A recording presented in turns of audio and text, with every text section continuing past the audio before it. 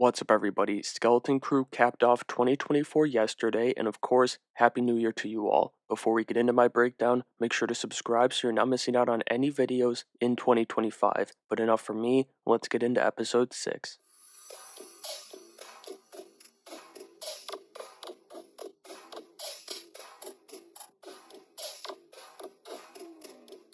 We got right into things this week, which is perfect for this show. KB's Augs are going bad though, right as the kids escape Jod. Honestly, the thought had never even crossed my mind that she's, more machine than she is person, but just like Echo in the Clone Wars, Season 7 and The Bad Batch, her accident left her this way.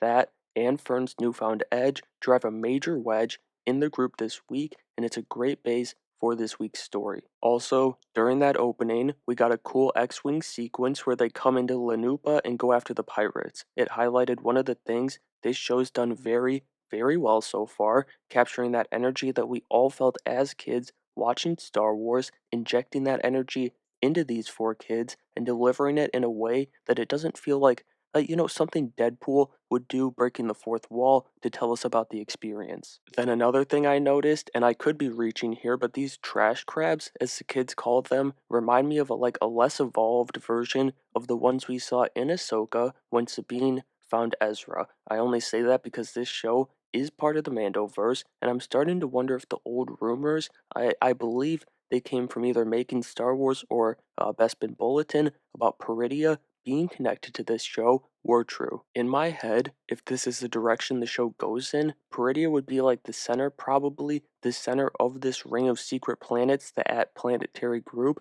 but I don't think we're gonna get some crazy glub shitto scenario where like Ahsoka and Sabine show up at the end. I just think they're trying to give us clues to when this takes place and where it takes place, and maybe Jod will be a bigger player in the Mandoverse. He's making big moves this week to keep his head attached to his body as he tells Captain Brutus and the other pirates about the unlimited treasure on At Adden. I think that'll lead us, not next week, but in the finale the week after, to the treasure and a reunion between Jod and the kids on their home world. And I assume that finale will see Jod wield that saber he picked up. I mean, it'd be crazy to tease that and then just never show it off. He can fight the pirates, he can fight, whoever's been keeping this treasure or the credits on At Adden. Maybe they have to fight the robots on At Adden, maybe they've taken over. Who knows? Point is, it should be in use. But anyway, KB has more problems with her augs and implants because she hasn't been serviced since they flew off on a spaceship. It's kind of like the Star Wars version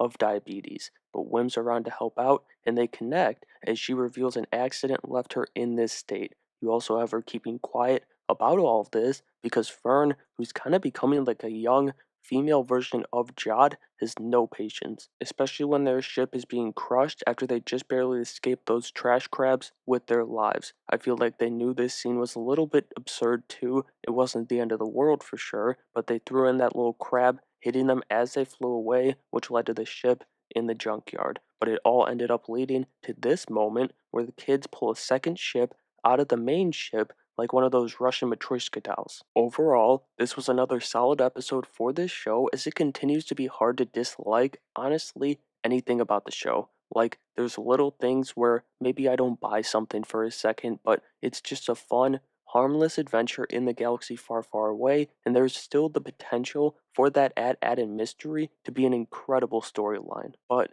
and this is disconnected from the episode. We're moving away from Skeleton Crew, although she did direct this episode. I've got a little bit of a rant for Lucasfilm because they're just not a serious company. This episode was directed by Bryce Dallas Howard, who, as a director, has worked on very few things outside of Star Wars. That's because she does still act in projects, but also I think it might be time they give her a movie because she's 5 for 5. First, you have her most recent work on this episode, episode 6 of Skeleton Crew that we just watched. Second, you have episode 4 in season 1 of The Mandalorian, the introduction of Cara Dune. Then, third, you have episode 3 in season 2, the return of Bo-Katan and her Night Owls. Fourth, you have the Mando episode from Book of Boba, which, yes, it was out of place, but it was damn good too. And finally, the worst of her episodes, but again, remember, she's just the director, not the one writing the scripts, episode 6